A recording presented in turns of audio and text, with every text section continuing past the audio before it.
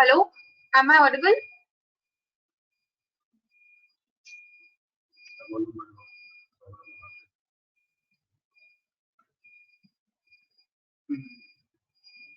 Hello, am I audible?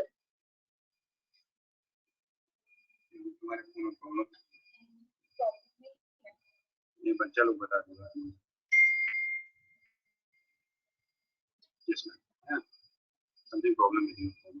You can go ahead. Okay. वो कैसे देखते हैं? आसान उसी पर यहाँ पे नहीं, ये कैसे देखते हैं कि बच्चे बोल रहे हैं?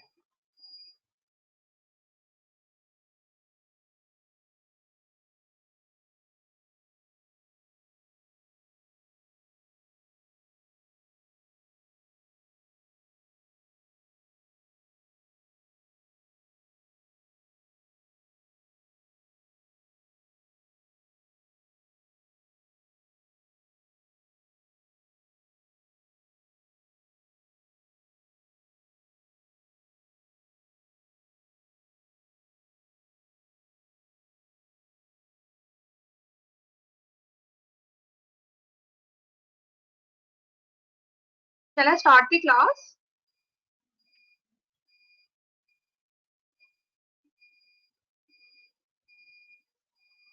Or we should wait for 5 minutes?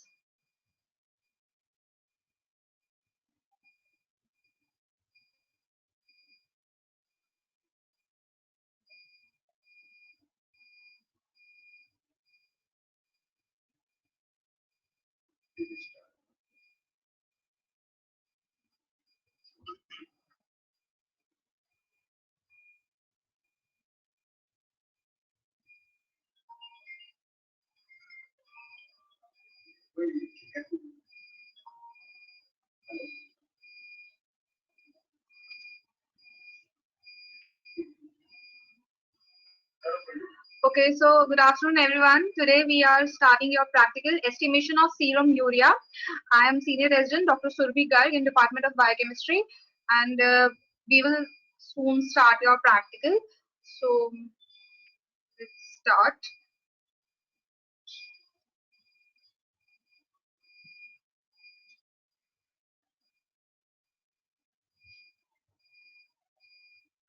Okay, so I hope my screen is visible to everyone.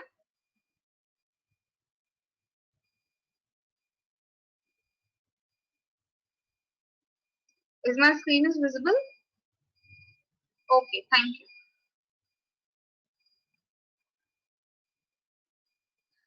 So today is your estimation of serum urea.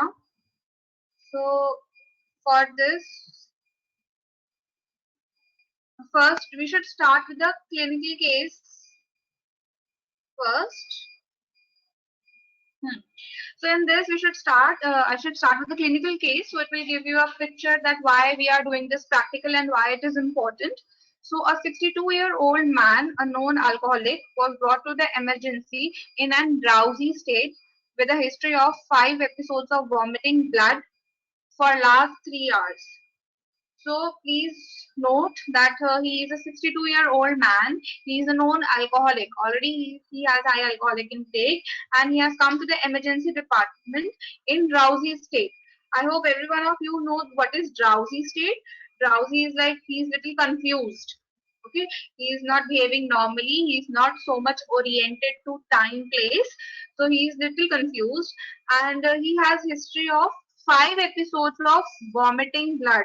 तो उसके खून उल्टियों में खून था और ऐसा 5 एपिसोड्स हो चुके हैं और just in last 3 hours. So now according to a relative, he would have vomited more than 200 to 300 ml of altered red colored blood per vomitus. हर उल्टियों में उसके अराउंड 200 से 300 ml तो ब्लड लॉस हो चुका था. Then he was on an alcoholic binge and was taking minimal meals for last 3 to 4 days. So alcoholic binge means just like you binge watch your web series. एक ही रात में बहुत सारी उसने alcohol ली है, some in a party or something, and he was taking minimal meals for last 3 to 4 days. ठीक है, he was taking minimal meals, he was so busy in taking alcohol only that he was not taking proper meals. ठीक है, now this is his history. he is a known alcoholic. उसका alcoholic binge हुआ है और 3 से 4 दिन से वो खाना नहीं खा रहा है, उसकी उल्टियों में बहुत सारा खून निकला है जिससे उसका काफी ब्लड लॉस हो चुका है. ठीक है, अब examination, on examination his BP was 80/50 mmHg. so 80/50 mmHg, this is a normal BP or not? This is not a normal BP. Normal is 120/80 mmHg. So he is hypotensive, and his pulse was 120 per minute. So this is also a normal finding. Normal, he is having tachycardia more than 100 per minute. So pulse is normal heart rate is 60 to 100 per minute. He is having more than 100. So pulse is 120 per minute. Now this is what his examination findings. Now treatment, he was given managed aggressively with blood transfusion and fluid replacement. Naturally उसका इतना blood loss हो रहा है उसकी vomiting में, तो उसको blood देना जरूरी है और उसका BP भी बहुत कम आया है, तो it means उसके अंदर blood की कमी है. So he was managed with blood transfusion and fluid replacement. Blood transfusion के साथ हम usually normal fluid NaCl, that is normal saline भी हम रिप्लेस करते हैं क्योंकि इतने सारा तो ब्लड अवेलेबल ही नहीं होता है, तो हम दोनों चीजें साथ में देते हैं ताकि बॉडी में ब्लड वॉल्यूम बढ़ सके और उसका बीपी थोड़ा हाई हो सके, नॉर्मल रेंज में आ सके. But next day his urine output declined. Okay, next day his urine output declined.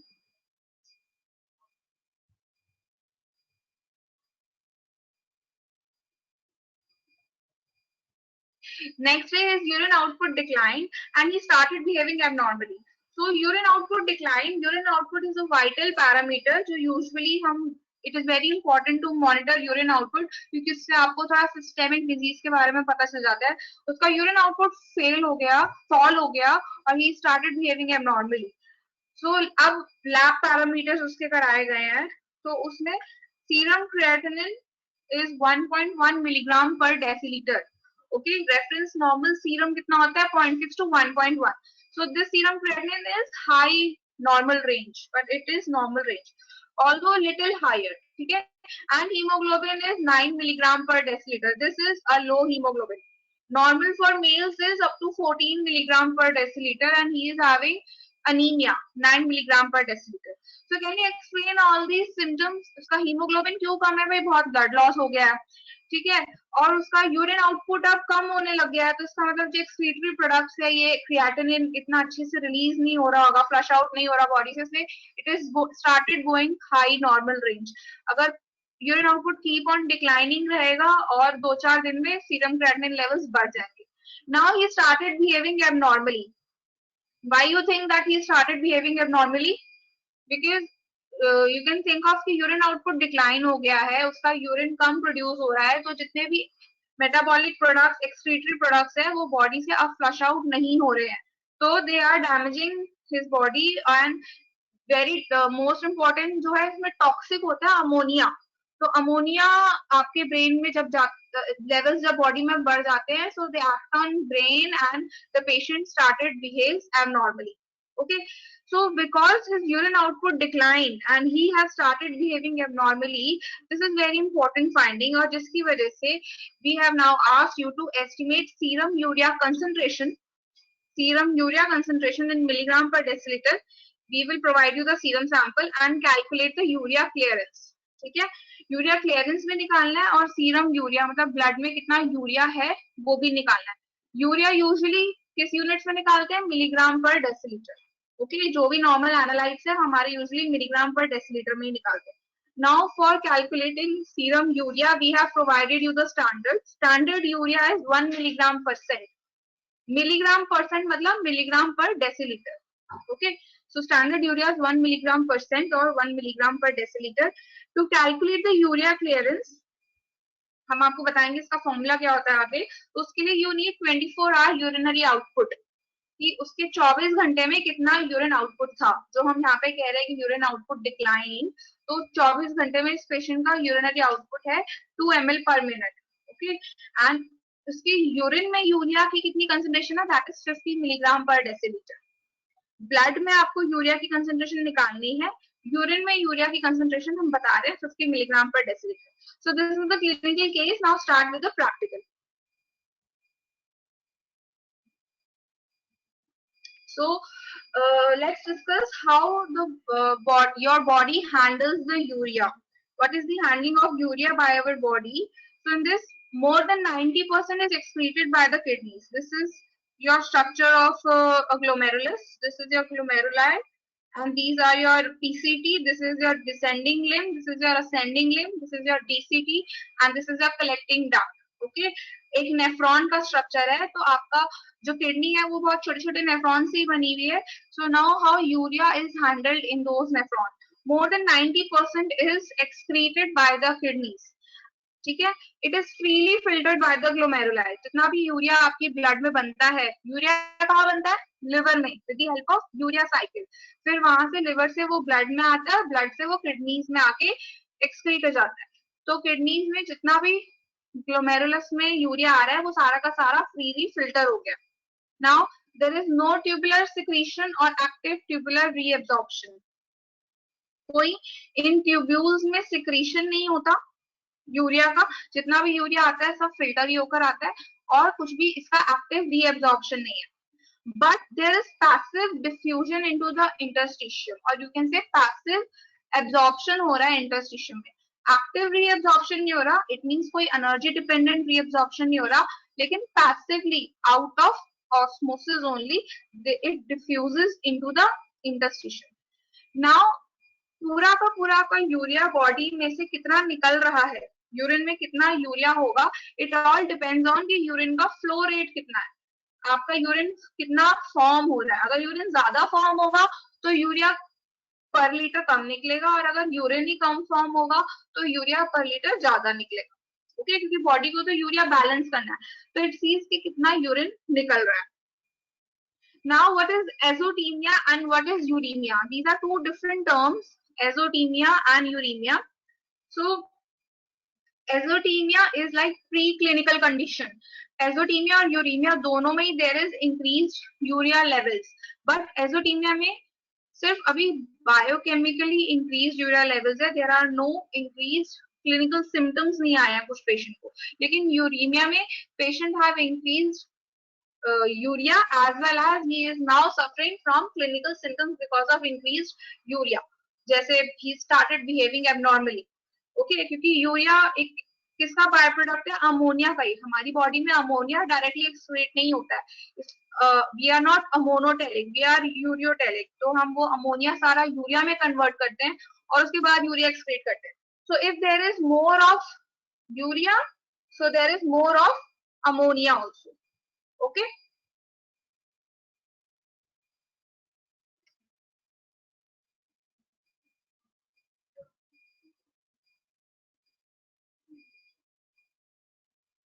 Okay.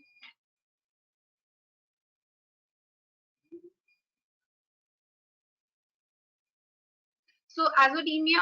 So now what is? I have told you clearly what is azotemia, what is uremia. Azotemia is like preclinical condition. In this, patient has only increased urea levels but not having any clinical symptoms. So now I should discuss what are the causes of increased serum urea. Okay, अब serum urea हम आपको calculate करना है, तो you should know कि किन कारणों की वजह से सीरम यूरिया बढ़ जाता है और किन कारणों की वजह से सीरम यूरिया डिक्रीज हो जाता है. सो किन वजह से सीरम यूरिया बढ़ जाता है? सीरम यूरिया बढ़ने के मेनली 3 ब्रॉड कैटेगरीज है: pre renal, renal and post renal. Pre renal मतलब एनी प्रॉब्लम जो किडनी से पहले कोई भी प्रॉब्लम हो उसकी वजह से यूरिया बढ़ गया, या किडनी में कोई प्रॉब्लम है जिसकी वजह से यूरिया बढ़ गया, या किडनी के बाद जो यूरेथ्रा या ब्लैडर या यूरेटर इनमें कोई प्रॉब्लम है जिसकी वजह से यूरिया बॉडी में बढ़ गया. So what are the causes of pre renal? Decreased perfusion. Decreased perfusion मतलब ऑलरेडी बहुत सारा ब्लड लॉस जैसे हो गया है, कोई एक्सीडेंट हुआ है या हेमरेज हुआ है, जो या उसको वॉमिटिंग में ब्लड आ रहा है, बहुत सारा ब्लड लॉस हुआ है, तो उसकी बॉडी में ऑलरेडी ब्लड कम परफ्यूजन चल रहा है, तो तब आपका यूरिया बढ़ जाएगा। आई टोल्ड यू यूरिन आउटपुट पे भी फर्क पड़ता है, अगर यूरिन आउटपुट कम है तो यूरिया ज्यादा होगा, ठीक है। डिहाइड्रेशन, डिहाइड्रेशन मतलब बॉडी में ब्लड वॉल्यूम या वाटर वॉल्यूम ऑलरेडी बहुत कम है, तो फिर बिकॉज ऑफ योर अब वाटर कम है तो एनालाइट्स की कंसेंट्रेशन बढ़ जाएगी, तो यूरिया ज्यादा होगा। If you take very high protein intake, proteins का ही मेटाबॉलिज्म से अमीनो एसिड्स के मेटाबॉलिज्म से अमोनिया बनता है और फिर यूरिया बनता है।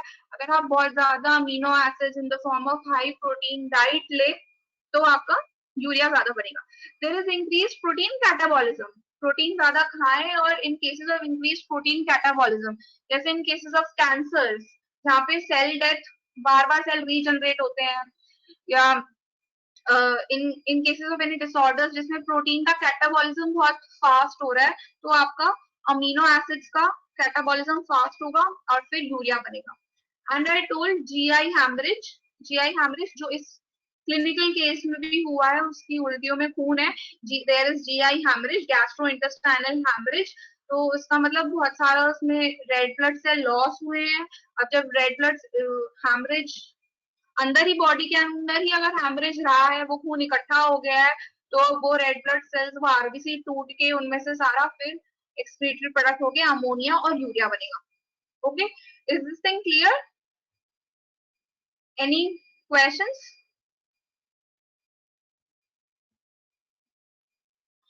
समझ आ रहा है सबको? कोई डाउट है?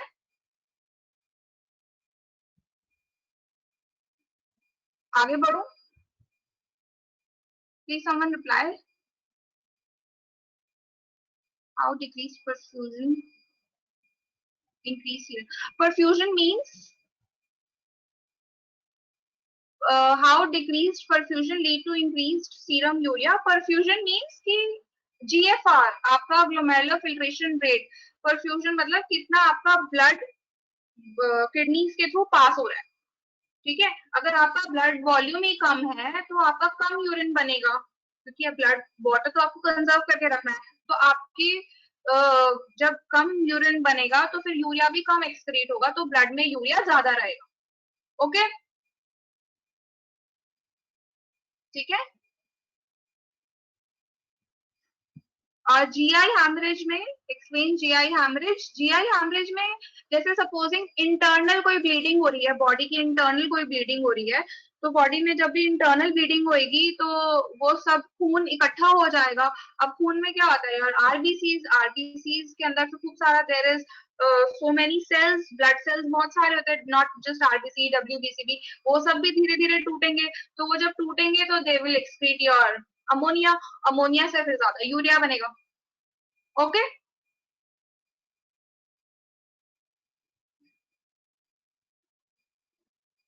shall I continue? Okay, thank you. So now renal causes. What are the renal causes? Renal causes is जो भी प्रॉब्लम किडनी की है, कोई भी प्रॉब्लम किडनी की है जिसकी वजह से आपका यूरिन फॉर्मेशन नहीं हो रहा है, तो जिसकी वजह से यूरिया बढ़ रहा है। अब किडनी की जितनी भी प्रॉब्लम है वो गिन दो, जैसे एक्यूट ग्लोमेरुलोनेफ्राइटिस, आप ये सब सेकेंड ईयर पैथोलॉजी में पढ़ोगे। It is a problem of a kidney. Glomerulus में आइटिस हो गया है, तो ग्लोमेरुलस में इंफ्लेमेशन हो गया है, तो there is some problem in the kidney. Diabetic nephropathy, diabetic nephropathy में क्या होता है, डायबिटीज की वजह से आपके नेफ्रॉन्स की पैथी हो गई है, नेफ्रॉन्स खराब हो गए हैं बिकॉज ऑफ डायबिटीज, तो there is problem in urine formation, तो यूरिया ज्यादा हो जाएगा। Pyelonephritis, just look at the words, itis means inflammation, pyelo मतलब जो पाइलोरस होता है एरिया, पाइलोरस जो होता है सारे नेफ्रॉन के बाद इकट्ठा होकर, कलेक्टिंग डक्ट के बाद इकट्ठा होके पाइलोरस में यूरिन इकट्ठा होता है, तो वहां पे कोई इन्फ्लेमेशन हो गई है जिसकी वजह से आपका यूरिन पूरा एक्सक्रीट नहीं हो पा रहा है, तो there is increase urea. Nephrotoxic drugs, nephrotoxic drugs, there are some drugs which are damaging to your kidney, तो इसकी वजह से किडनी खराब हो गई है। There are some conditions in which you have to take your nephrotoxic drugs, तो उसकी वजह से यूरिया प्रोडक्शन बढ़ जाती है। Now post renal causes, this is very simple, मतलब जो अब आपके किडनी से पहले कोई प्रॉब्लम नहीं थी, ये हार्ट इसीलिए बना है बिकॉज ऑफ परफ्यूजन, ठीक है। जैसे बीपी लो है तो परफ्यूजन कम हुआ, तो किडनी से पहले कोई प्रॉब्लम नहीं है, किडनी में कोई प्रॉब्लम नहीं है, इसका मतलब यूरिया साइकिल में कोई प्रॉब्लम नहीं है, यूरिया अच्छे से बन रहा है, अब यूरिया अच्छे से एक्सक्रीट भी हो गया किडनी में, बट लेकिन there is some problem in this bladder और देयर इज सम ब्लॉकेज, जो अच्छा वाला यूरिन बनने के बाद भी आपकी बॉडी से यूरिन एक्सक्रीट नहीं हो पा रहा है। तो उसके क्या रीजन हो सकते हैं भाई? There is enlargement of prostate, it is very common in old males कि एनलार्जमेंट ऑफ प्रोस्टेट, जिसकी वजह से there is obstruction to your urine flow. Also there could be stones और स्ट्रिक्चर्स, स्ट्रिक्चर मतलब कंट्रैक्शन बैंड्स, मतलब tightening हो गई कुछ, और स्टोन्स तो लाइक स्टोन्स होते हैं, यूरिनरी स्टोन्स होते हैं, जिसकी वजह से आपका यूरिन फ्लो डिक्रीज हो गया। एंड ट्यूमर्स, ट्यूमर्स तो कहीं भी हो सकते हैं, किडनी में भी हो सकते हैं, इधर उधर हो सकते हैं, ब्लैडर में भी ट्यूमर हो सकते हैं, जिसकी वजह से आपका there is obstruction to urine flow. Okay, now हमने थ्री कैटेगरीज में इंक्रीज्ड सीरम यूरिया कॉजेस पढ़ लिए। Now what are the causes of decrease serum urea? Serum urea decrease कब कब हो सकते हैं?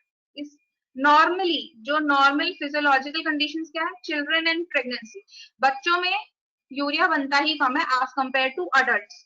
जो भी हम बातें कर रहे हैं वो सब अडल्ट्स की कर रहे थे, बच्चों में यूरिया बनता ही कम है। एंड प्रेगनेंसी, प्रेगनेंसी में भी there is decrease urea, why? Because pregnancy में there is increased urine output.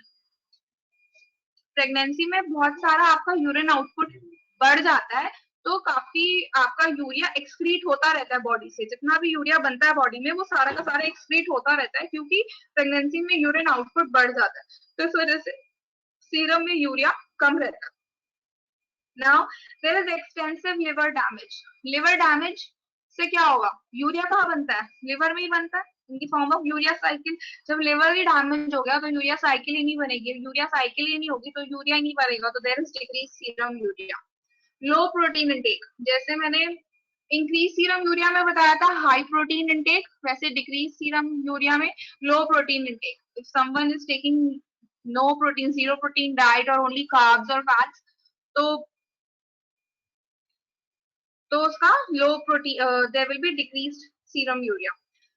और there is some urea cycle disorders, urea cycle में बहुत सारी एंजाइम्स होती है, आर्जिनोसक्सिनेट और ये सीपीएस और सक्सिनोलाइज, तो ये सारी एंजाइम्स का अगर there is some any problem in the enzymes of the urea cycle, ये तो जेनेटिक प्रॉब्लम्स है, जिसकी वजह से आपका यूरिया साइकिल नहीं बन पा रहा है और there is urea decrease urea formation.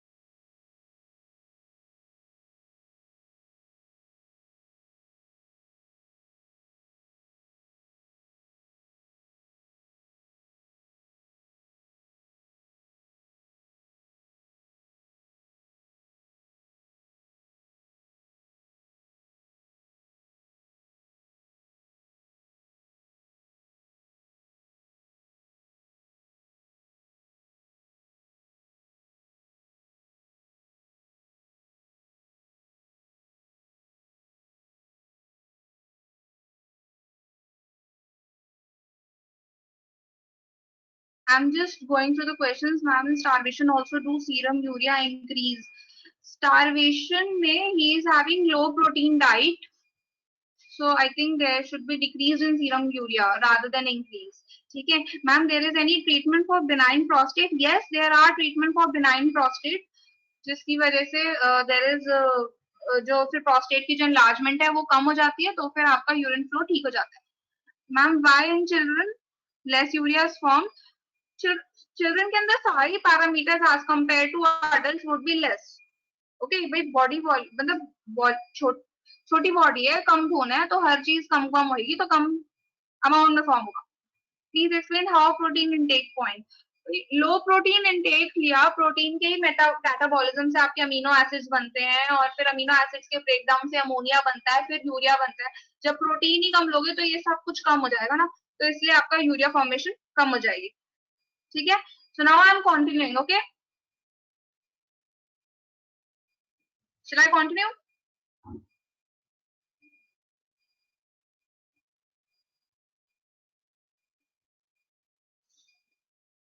So this is reference interval. What is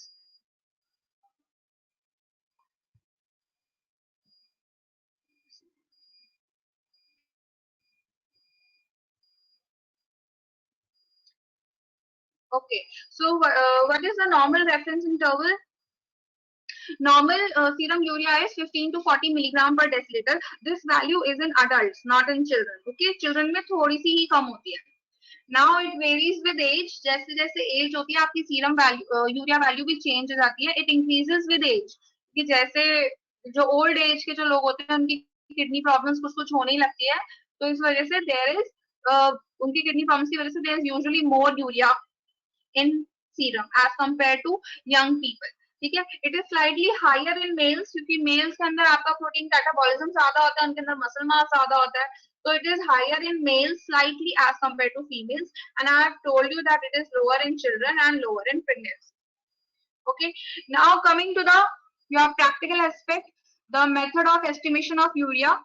Name of the method is diacetyl monoxime method. It is very simple method based on your calorimeter principle only. So in this principle क्या है कि diacetyl monoxime को हम लेते हैं और उसको hot acidic solution में डालते हैं, तो it converts into diacetyl plus hydroxylamine. ये break हो जाता है और diacetyl plus hydroxylamine में convert हो जाता है. This is the reaction. Now urea reacts with this diacetyl and form diazine.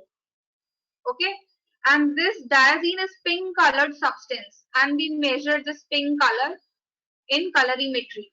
तो इसकी ऑप्टिकल डेंसिटी को हम 540 नैनोमीटर पे मेजर करते हैं, 540 और 520 nanometre. So this is your basic principle, जिसमें डाइएसिटाइल मोनोऑक्साइड आप रिएजेंट लेते हैं, उसको हॉट एसिडिक सॉल्यूशन में डालते हैं, and it converts into diacetyl plus hydroxylamine. Now your urea reacts with this diacetyl and it forms diazine. This diazine is pink colored. We need a colored product. Okay, we need a colored product. उसकी वजह से with the help of colored product only we can estimate on colorimeter. तो diazine जो है वो pink colour का है, तो now we are able to measure on 540 nanometer. So what are the things we require in colored reagent? First most important diacetyl monoxime, जो ये वाला reagent है diacetyl monoxime चाहिए.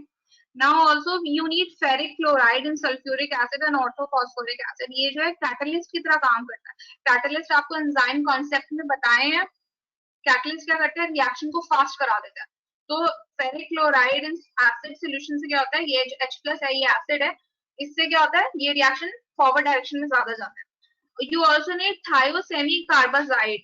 Thiosemi carbazide क्या है, diazine जो भी फॉर्म होता है उसको स्टेबलाइज करता है, तो जिसकी वजह से पिंक कलर जो है पिंक कलर ही रहता है. अदरवाइज ये diazine compound is unstable, it will further degrade अगर आप कुछ नहीं डालोगे तो. इसलिए यू नीड दिस रिएजेंट ताकि it just enhance and stabilise the colour.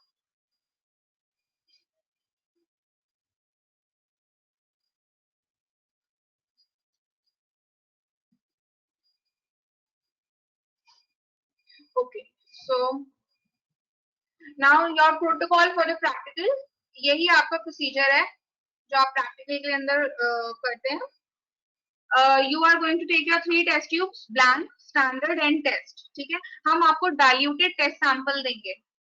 We will provide you a diluted test sample. Diluted test sample कितना, 1:100.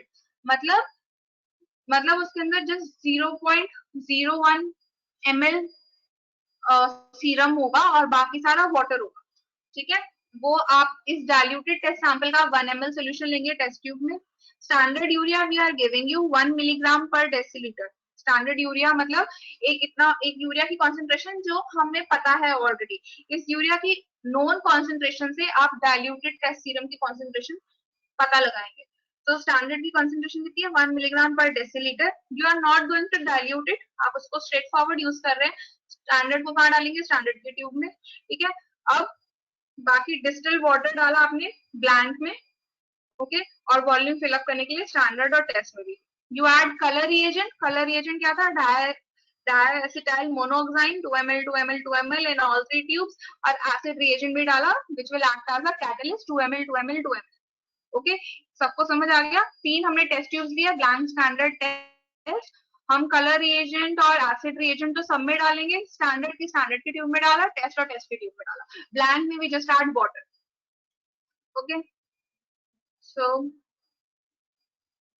नाउ इन तीनों ट्यूब्स को अच्छे से मिक्स करिए and you should keep in the boiling water for 20 minutes.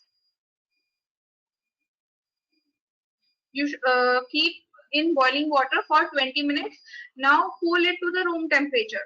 वो 20 minutes के बाद उन टेस्ट ट्यूब्स को बॉइलिंग वाटर से बाहर निकालो, उसको रूम टेम्परेचर पे ही ठंडा होने दो. अराउंड 10 मिनट में ठंडा आ जाता है. उसके बाद measure the absorbance at 520 nanometre. जो भी डायजीन आपका प्रोडक्ट बनेगा उसको आप मेजर करेंगे at 520 nanometre. Now, one more thing is important. Here, dilution factor is 100. I told you that I am providing you the serum, diluted serum, 1:100. So, dilution factor is 100. So, we have to consider the actual volume of serum taken in tubes. ठीक है, जो भी actual volume, क्योंकि आपने test को diluted use करा है लेकिन स्टैंडर्ड को आपने डाइल्यूटेड यूज नहीं किया है, तो इसलिए आपको ये कैलकुलेट करके डालना पड़ेगा कि आपने एक्चुअली कितना वॉल्यूम ऑफ सीरम ट्यूब में डाला है. That is 0.01. 0.01 is the actual volume you have used in this 1 ml. ठीक है, and you also need conversion factor. Conversion factor भी आपको कंसिडर करना पड़ेगा. Why? क्योंकि आपकी सारी वॉल्यूम्स कितनी है? ml पे. सारी आपकी वॉल्यूम्स कितनी है? ml पर है.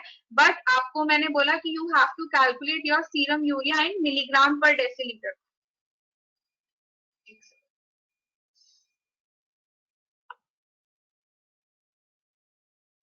ये था that you have to estimate your serum urea concentration in milligram per deciliter.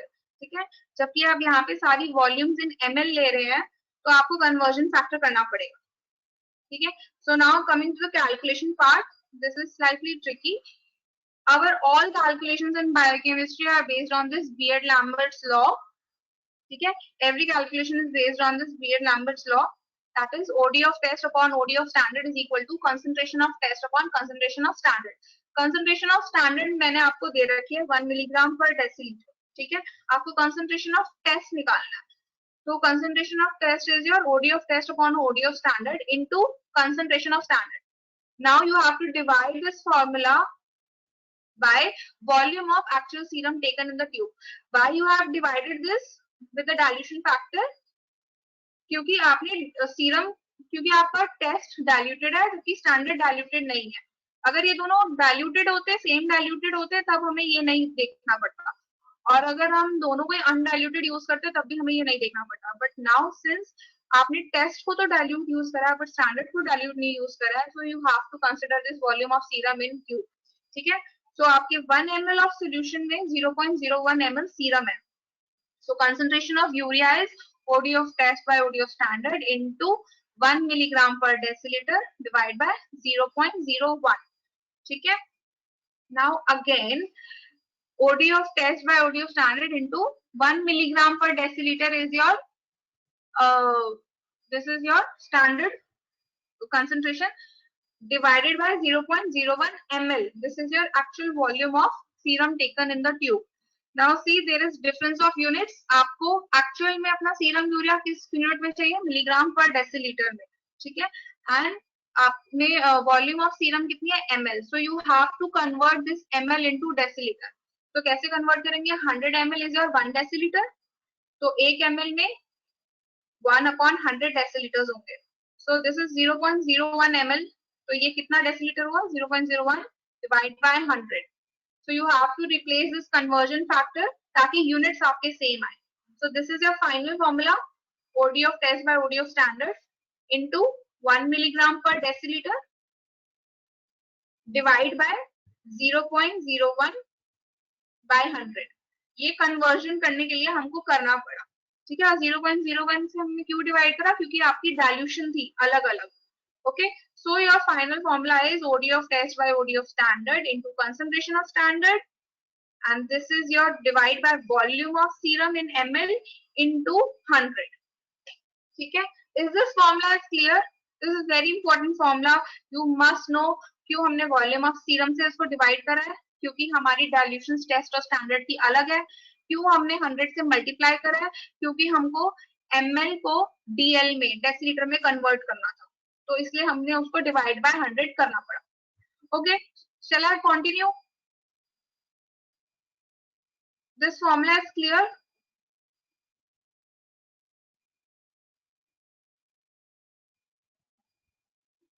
Please write someone, is this formula is clear?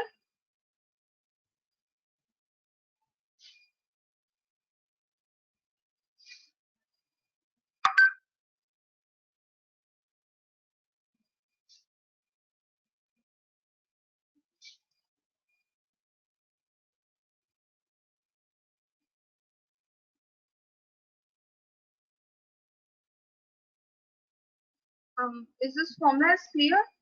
पता ही नहीं चल रहा है।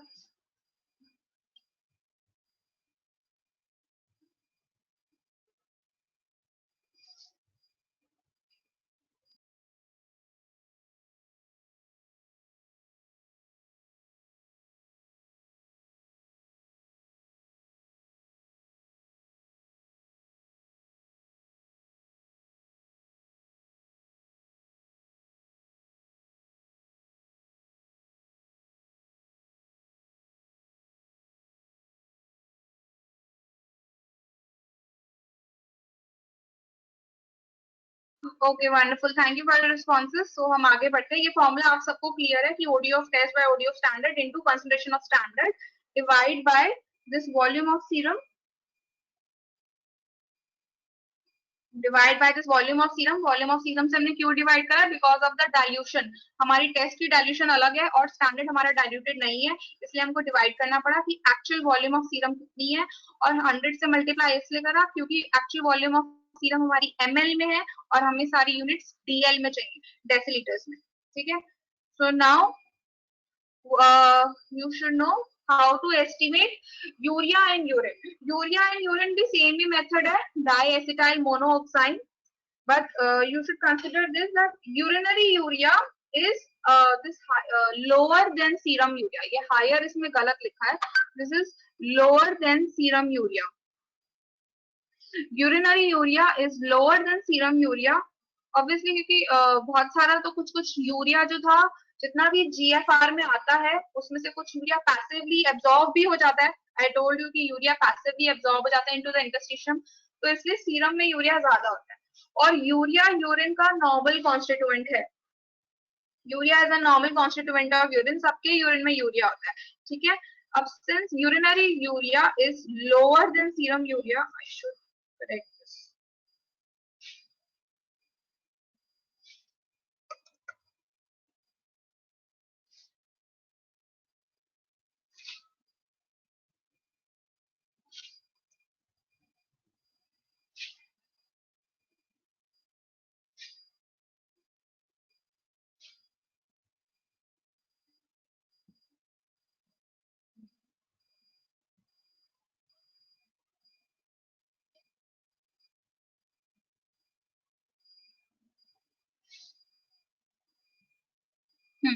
So urinary urea is lower than serum urea, and urea is a normal constituent of urine.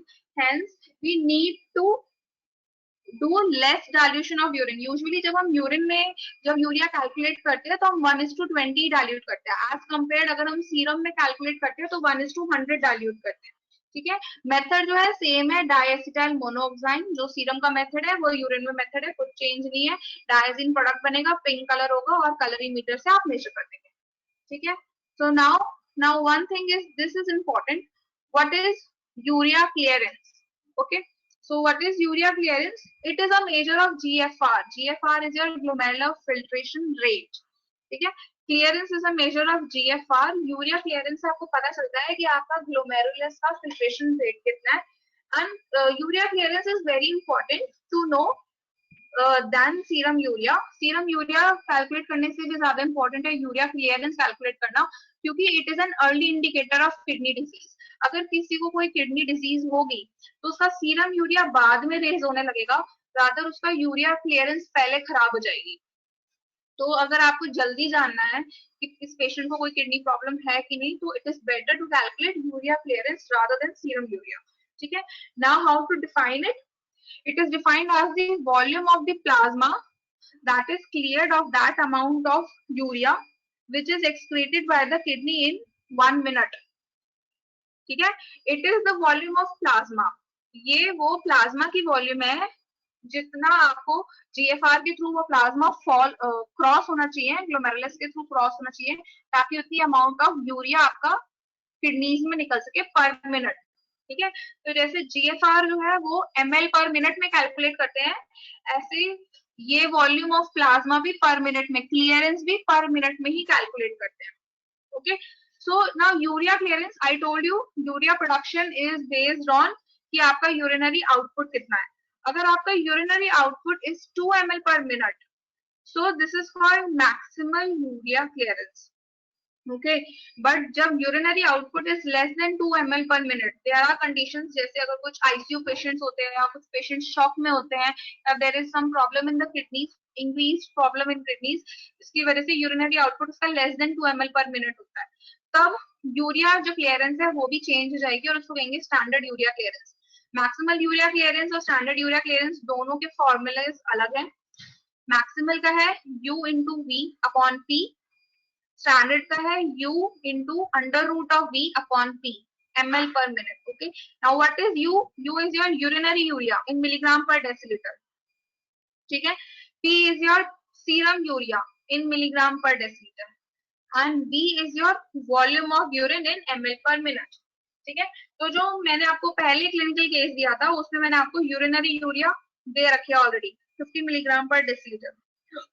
Volume of urine भी मैंने आपको बताया 2 ml per minute. ठीक है. सीरम यूरिया आपने कैलकुलेट कर लिया है, मतलब ये प्रैक्टिकल करने के बाद हमने आपको सीरम यूरिया कैलकुलेट करने का तरीका बता दिया है, तो आप यूरिया क्लियरेंस निकाल सकते हैं. ठीक है. In exams we will tell you कि यूरिनरी आउटपुट कितना है, whether it is less than 2 और more than 2.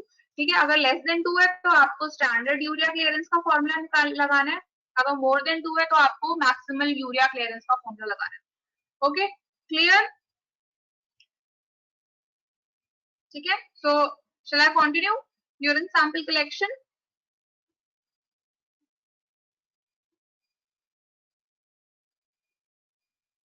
Okay. So now simple thing कि यूरिन सैंपल कलेक्शन क्या होता है. जो हम इसमें कह रहे हैं कि यूरिन वॉल्यूम आपको निकालनी है या यूरिनरी यूरिया निकालना है, तो वो कैसे निकालोगे? यूरिन सैंपल में ही तो निकालोगे, तो आपको यूरिन सैंपल भी कैसे निकालते हैं वो पता आना चाहिए.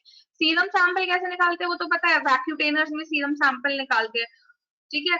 सीरम किस में निकालते हैं? येलो कलर वाले वैक्यूटेनर में या रेड कलर वाले वैक्यूटेनर में. बट यूरिन सैंपल कैसे निकालते हैं? तो यूरिन सैंपल निकालने के 2 मेथड्स हैं. There is a simple procedure. Number 1, outdoor 2-hour test. This is an outdoor 2-hour test. In this, patient is asked to report in the morning after overnight rest. Patient को हम बोलते हैं कि आप अगले दिन सुबह आना और रात को आराम से सोना. जब वो सुबह आता है तब उसको 2 glasses of water दिया जाता है पानी पीने को, 2 ग्लास पानी उसको दो, और then ask him to empty his bladder. ठीक है. And discard that sample. Discard that urine sample. Now after 1 hour of reporting, we ask him to again empty his bladder and he should collect this sample in clean container. ठीक है. पहले पानी पीते ही उसको कहते हैं कि तुम अपना ब्लैडर एम्प्टी करो, उसको नहीं कलेक्ट करना. 1 घंटे बाद उसे कहते हैं जितना भी यूरिन बना है वो सारा खाली करो इन अ क्लीन कंटेनर. ठीक है. उसके बाद आप कहते हैं कि वीनस सैंपल भी आप ले लेते हैं for serum urea. Okay. Blood sample लिया फॉर सीरम यूरिया, फिर उसके अगेन 1 घंटे जब सीरम सैंपल लिया फिर उसको दिया 1 glass of water to drink. उसके 1 घंटे बाद फिर से कहा कि आप ब्लैडर को एम्प्टी करो. So these are total 2 hours. This is your 0 time, this is your 1 hour, this is your at the second hour. उसको एट द सेकंड आवर उसको फिर से कहा कि एक आप ब्लैडर एम्प्टी करो और सिमिलर तरीके से वो सारे सैंपल को कलेक्ट करो in clean container. So you have 2 urine samples now, एक जो 1 hour में लिया और एक जो सेकंड आवर में लिया. ठीक है. अब इन दोनों सैंपल्स में आप यूरिया कि आपके पास यूरिन की आपके पास फुल वॉल्यूम है. ठीक है. और पूरी वॉल्यूम है उसको फिर डिवाइड बाय 60 करके यू कैन गेट कि आपका यूरिन आउटपुट कितना आया पर minute and take the average of both values. ठीक है। But this whole procedure, this is 2 hour procedure, this is simple test. बस 2 घंटे के लिए आपको पेशेंट को ओपीडी में रखने की जरूरत है, ज्यादा तामझाम करने की इसमें जरूरत नहीं है। But this needs an intelligent patient, कोई कॉन्शियस पेशेंट हो जो इतने इंस्ट्रक्शंस फॉलो कर सके। So in case of non compliant patient, जैसे जो बेड रिडन है या जो आईसीयू पेशेंट्स हैं, या who are not disoriented, who are disoriented या वो ड्राउजी स्टेट में आए हैं, जैसे ये वाला पेशेंट था, तो इसमें तो हम simple 24 hour urine sample collection करते हैं। जो 24 hour यूरिन सैंपल कलेक्शन है, इसमें क्या है कि आपने ब्लड सैंपल उस 24 के बीच में, उस 24 घंटे में कोई भी एक ब्लड सैंपल ले लिया, और ये जो आपने 24 hour यूरिन सैंपल कलेक्ट करा है, इसका एक छोटा सा एलिकॉट लिया और उसमें आपने यूरिया एस्टिमेट करा। Okay, so this is the outdoor 2 hour test for conscious patients, and for non-compliant patients you do your original 24 hour urine sample collection. Okay, so that's it for the class. Your urine sample collection, let's revise एक बार। मैंने क्या बताया अभी तक, ये कि this is your clinical case जिसमें 62-year-old man था, he was non alcoholic, emergency में आया था, उसकी उल्टियों में बहुत सारा खून था, ब्लड लॉस जिसकी वजह से उसको हो रहा था, ही हैड अल्कोहलिक बिंज, एक ही रात में उसने बहुत सारा अल्कोहल लिया, minimal meals he was taking just 3 to 4 days, उसके कुछ ढंग से खाना नहीं खा रहा था, ही वाज हाइपोटेंसिव, टैकीकार्डिया, ठीक है। उसके बाद उसको ब्लड ट्रांसफ्यूजन दिया गया, फ्लूइड रिप्लेसमेंट किया गया, फिर उसका यूरिन आउटपुट भी कम हो गया, और बिकॉज यूरिन आउटपुट कम हो गया, ही स्टार्टेड बिहेविंग एबनॉर्मली, क्योंकि उसके अंदर अब now toxic metabolites were keep on accumulating. Lab results में सीरम क्रिएटिनिन थोड़ा सा बढ़ने लग गया, हीमोग्लोबिन तो बहुत कम हो गया। ठीक है, अब आपको सीरम यूरिया निकालना है और यूरिया क्लियरेंस निकालना है। ओके, स्टैंडर्ड की वैल्यू हमने दे रखी है 1 milligram per decilitre, urinary output दे दिया 2 ml पर मिनट, और यूरिन में यूरिया कितना है 50 मिलीग्राम पर डेसीलीटर। यूरिया में कैसे, बॉडी में यूरिया कैसे हैंडल होता है, सारा का सारा एक्सक्रीट हो जाता है, कुछ भी 90% एक्सक्रीट होता है, मोर देन 90% कुछ भी रीएब्सॉर्ब नहीं होता, सिर्फ पैसिव डिफ्यूजन होती है, एंड इट ऑल डिपेंड्स कि आपका यूरिन का फ्लो रेट कितना है। एजोटीमिया एंड यूरीमिया मैंने बता दिया, एजोटीमिया में it's a pre clinical condition, uraemia में उसको सिम्टम्स भी आने लगते हैं। इंक्रीज सीरम यूरिया के 3 कॉजेज है, pre renal, renal and post renal. Pre renal मतलब किडनी से पहले, जैसे कम परफ्यूजन है, डिहाइड्रेशन है, यूरिन उसका प्रोटीन इंटेक ज्यादा है, ठीक है। और रीनल में सारी प्रॉब्लम्स ऑफ किडनी, किडनी की जो भी प्रॉब्लम्स है जिसकी वजह से उसका यूरिन बन नहीं रहा है। पोस्ट रीनल में देयर इज सम ऑब्स्ट्रक्शन जिसकी वजह से उसका यूरिन फ्लो नहीं हो रहा, ठीक है। नाउ डिक्रीज यूरिया के क्या कॉजेज है, चिल्ड्रन और प्रेगनेंसी नॉर्मल है, लिवर खराब हो गया है, या प्रोटीन इंटेक बहुत कम है, या एंजाइम डेफिशिएंसी है। Okay, reference interval 15 to 40 milligram है, मेल्स में ज्यादा होती है, ओल्ड एज में भी ज्यादा होती है। मेथड क्या है, डायएसिटाइल मोनोऑक्साइम मेथड। इसमें क्या है, डायएसिटाइल मोनोऑक्साइम ब्रेक होएगा, ये जो डायएसिटाइल है उससे यूरिया रिएक्ट करके डायजीन पिंक कलर कंपाउंड बनाएगा, इस पिंक कलर को you will measure कलरीमेट्रिकली।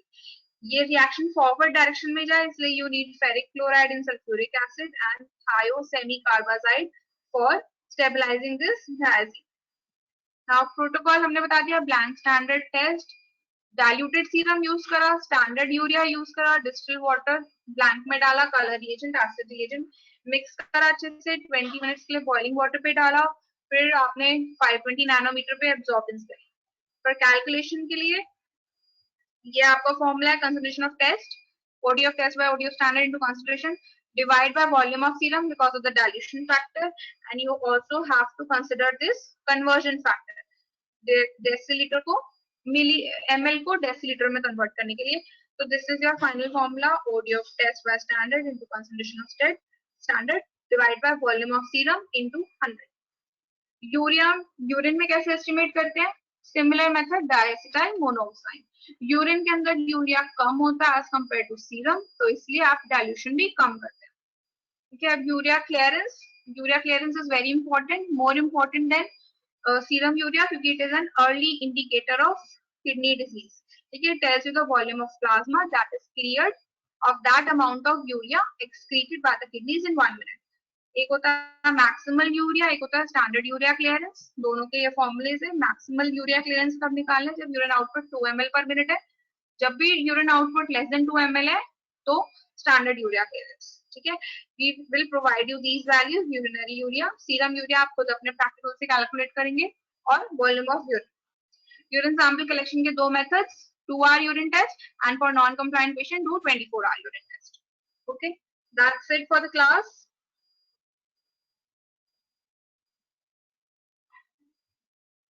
Any questions? Please ask.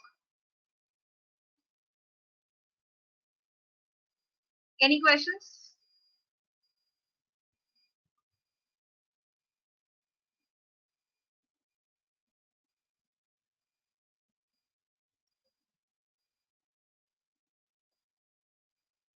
बोलो, am I audible? कुछ भी questions है, कुछ पूछो. Urea clearance definition. Yes. हाँ, किसने पूछा? Urea clearance definition. Urea clearance definition. एक second. Urea clearance. This is your urea clearance. This is defined as the volume of plasma that is cleared of that amount of urea which is excreted by the kidneys in 1 minute. तो clearance is your volume of plasma, कि आपका कितना plasma kidney से पास होना चाहिए ताकि उतनी amount of urea बन सके. Clear? Any other question?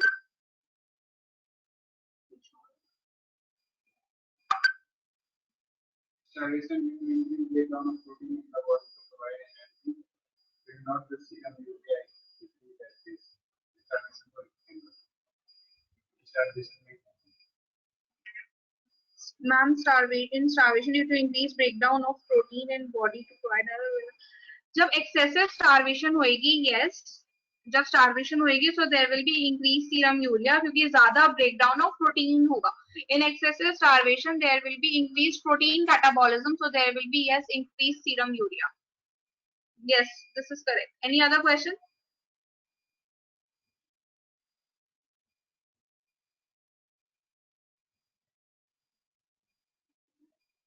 Normal urea clearance, you just Google it. What is the normal range of urea clearance? It depends on urine output. कि normal urinary output कितना है?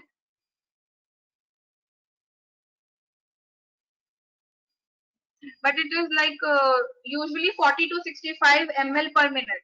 Okay, 40 to 65 ml per minute is normal urea clearance. Any other question?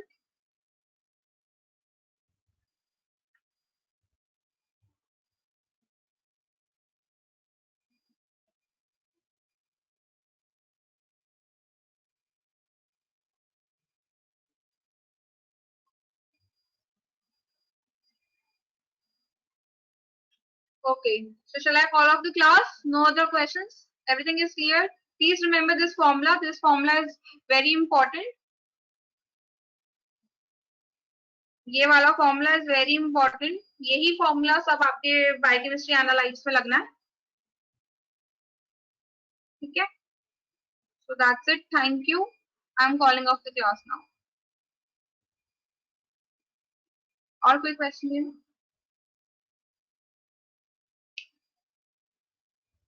Okay. Thank you.